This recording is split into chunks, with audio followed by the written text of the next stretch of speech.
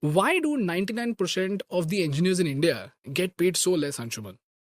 Yeah, I think it is what you said, which is there is a difference in productivity. There's a difference in skills that are needed. In fact, we talked about Infosys, TCS, etc. Right? They hire people from college, and they run them through a 6-month training after that, because they know that what they're hiring for is not their skills because they are anyhow unskilled. They assume the worst and then they train them for 6 months to make them productive. That's when they can deploy them on actual projects.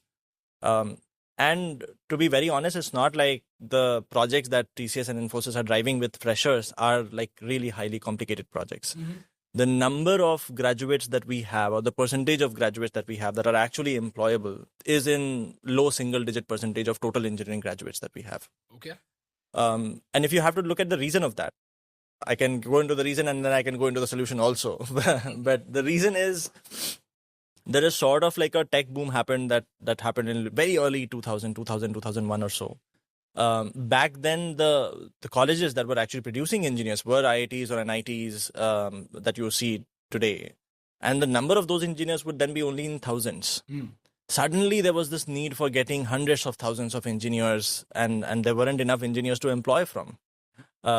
And because of that gap in demand, suddenly there were a bunch of these colleges, right? Like I know in Delhi NCR, like almost every single gully has this new one college that has opened. Correct. But when you scale colleges like that or institutions like that, a bunch of things don't scale. For example, you don't have very high quality faculty that can teach students. You don't have the right kind of controls in place to help build the right culture within the colleges. So what ends up happening is that you suddenly have this race of people getting into engineering and then just finishing BTech by just getting the bare minimum marks.